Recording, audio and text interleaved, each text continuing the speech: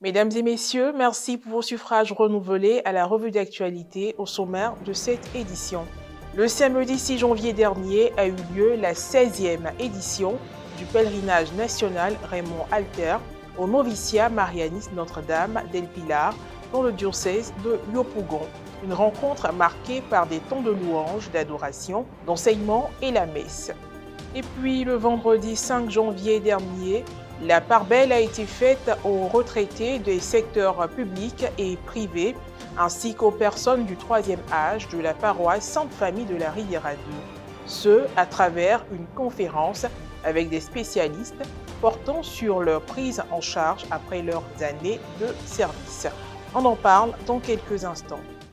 Le pèlerinage national Raymond Alter, qui était à sa 16e édition, a eu lieu le samedi 6 janvier dernier. Il a été organisé au noviciat marianiste Notre-Dame del Pilar dans le diocèse de Yopougon avec plus de 3000 pèlerins venus de divers horizons. Un reportage signé Serge Lébé et Morel Poty.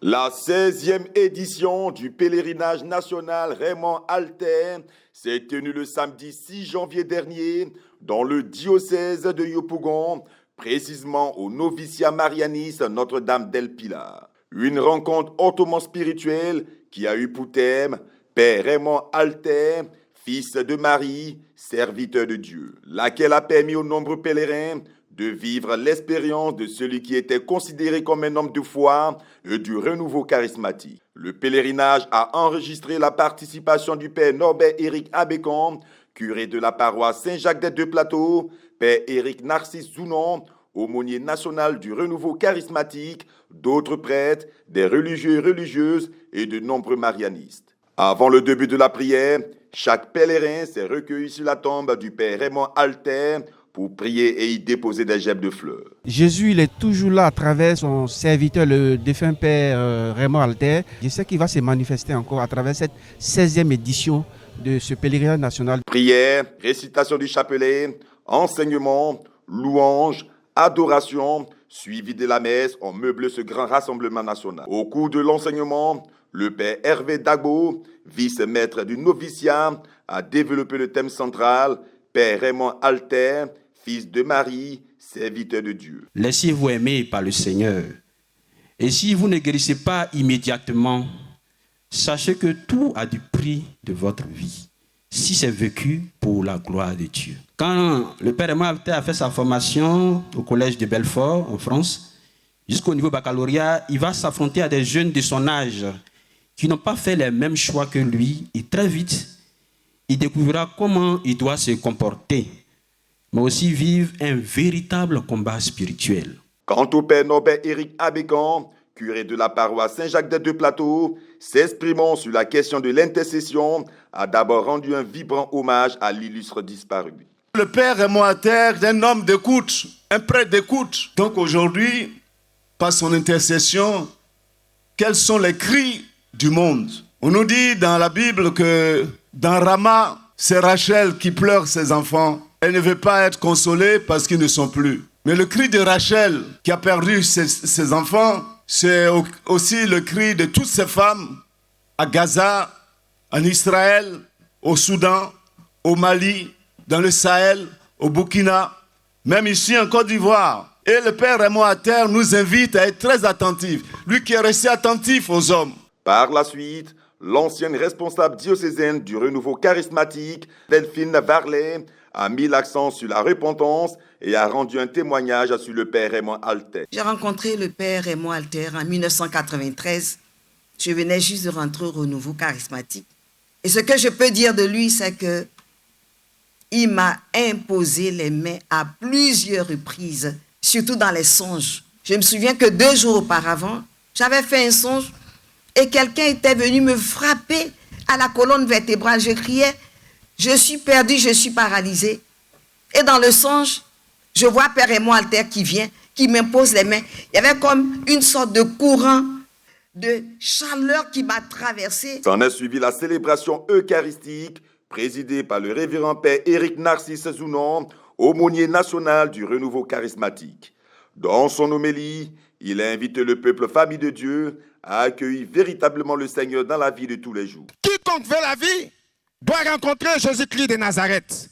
Quiconque recherche le bonheur doit rencontrer Jésus-Christ de Nazareth. L'eau, le sang et le Saint-Esprit. Nous avons fait le bon choix, mes frères et mes sœurs, de nous laisser séduire par ce Dieu révélé en son Fils, le Fils de Marie, cette grâce exceptionnelle. Une collecte spéciale de soutien à l'organisation et l'adoration du Très Saint-Sacrement ont clos la célébration eucharistique. Vous êtes venus suivre et permettre à nos frères et sœurs de vivre ce pèlerinage Père Raymond à terre. C'est une très bonne chose. Et que Dieu bénisse les marianistes qui organisent chaque année ce pèlerinage sur la tombe du Père Raymond à terre. Le prochain pèlerinage national Père Raymond Alter est prévu pour le 4 janvier 2025.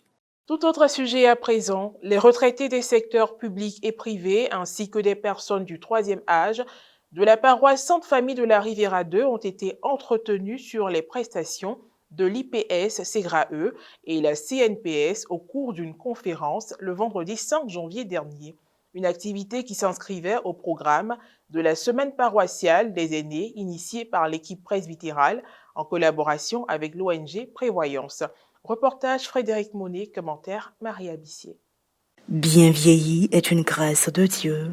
Tel est le thème de la semaine des aînés, consacrée aux personnes du troisième âge à la paroisse Sainte-Famille de la Riviera 2. L'activité a été organisée par la paroisse en collaboration avec l'ONG Prévoyance le vendredi 5 janvier dernier. La 5e journée de cette semaine a été marquée par un cadre d'échange avec les personnes du troisième âge qui ont été informées sur les prestations qu'offre les structures nationales en charge du suivi des travailleurs du secteur public et privé jusqu'à leur retraite. Madame Christelle Sopi-Nyango, chef de section retraite à la Caisse nationale de prévoyance sociale, CNPS, a fait quelques éclairages. Vous avez jusqu'à 6 mois pour déposer le dossier des retraites. Dans le délai de 6 mois, c'est-à-dire quelqu'un qui est parti à la retraite en décembre, qui dépose son dossier au mois de mai 2024, on va payer cet assuré-là on le prend en compte à partir de janvier, c'est-à-dire le mois suivant son mois de cessation. Puisqu'il est parti à la retraite en décembre, il a 6 mois pour déposer son dossier pour pouvoir bénéficier d'un rappel. Passé le délai de 6 mois, c'est-à-dire après juin, si l'assuré dépose son dossier de retraite, il sera pris en compte à partir du mois de juillet. Également présente à cette rencontre, Madame Marie-Roseline Drault, directrice adjointe des prestations de la Caisse générale de retraite des agents de l'État, s'est entretenue avec les participants. Le salaire du fonctionnaire, quand il partait à la retraite, quand on lui calculait la pension, c'était autour de 70%. Bon, on sait que la pension, généralement, quand tu perçois une pension, c'est un choc par rapport à ce que tu percevais avant. Il y a vraiment un écart en termes de train de vie, en termes de pouvoir d'achat.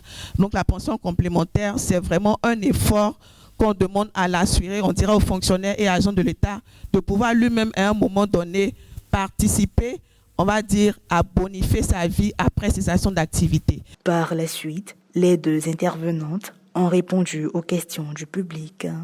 Quelqu'un qui a travaillé 10 ans à la fonction publique et qui après est parti dans le privé, comment peut-elle bénéficier d'une pension retraite? Pour ceux qui ont eu à travailler à la fonction publique et également au privé, comme la responsable a dit, il y a une totalisation qui est faite.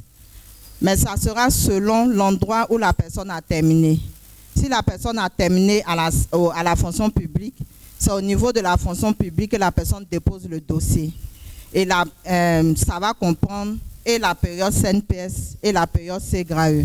Au terme de cette rencontre, des retraités se sont sentis heureux d'avoir eu des réponses aux multiples questions qui pendant longtemps leur taraudaient l'esprit. La présence de la SEGRAE et de la CNPS me va encore droit au cœur, puisque nous avons l'habitude et j'ai été éclairée par ces deux prestations.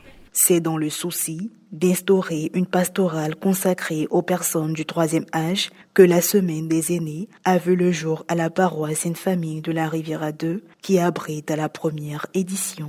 Le but ici à Sainte-Famille, c'est à travers ces activités-là, avoir un regard particulier sur les personnes du troisième âge, car pour nous, elles sont importantes. Elles ont travaillé, elles ont vécu, Ce n'est pas normal qu'à la retraite, elle soit dans une forme de précarité. Donc nous avons invité, grâce à l'ONG Prévoyance, la CNPS et la CGRAE, pour donner l'information, pour les aider à prendre conscience qu'elles sont importantes. C'est la fin de cette édition d'information. Merci de l'avoir suivi, que je veille sur nous. À très bientôt.